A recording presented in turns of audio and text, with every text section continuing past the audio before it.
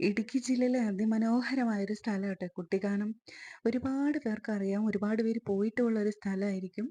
അപ്പൊ അറിയാത്തവർക്ക് വേണ്ടിയിട്ടാട്ടോ. അവിടെ വന്നിട്ട് എല്ലാവരും കൂടുതലും രാത്രി കാലങ്ങളിലാണ് അതില് പാസ് ചെയ്യാറ്. അവിടെ വന്നിട്ട് അവിടുത്തെ മഞ്ഞ് ആസ്വദിക്കുക, അവിടുത്തെ ചൂട് ചായ, തട്ട് ദോശ ഇതൊക്കെയാണ് ആളുകളുടെ സ്ഥിരം ഹോബി കേട്ടോ. എനിക്കറിയാവുന്ന ഒരുപാട് ആളുകൾ അവിടെ പോയിട്ട് ചായ കുടിക്കാറുണ്ട്.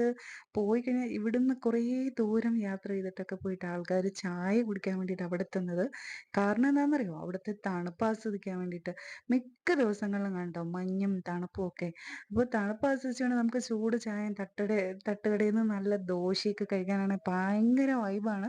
അപ്പോൾ വൈബുള്ളവരാണ് കൂടുതലും അവിടെ രാത്രിക്ക് എത്തുന്നത്.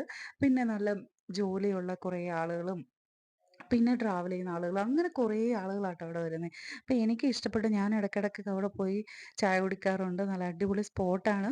അപ്പോൾ എപ്പോഴെങ്കിലുമൊക്കെ അതിലെ വരുന്ന സമയമൊക്കെ ഒന്ന് വായോ ട്ടോ. നല്ല അടിപൊളിയാണ്.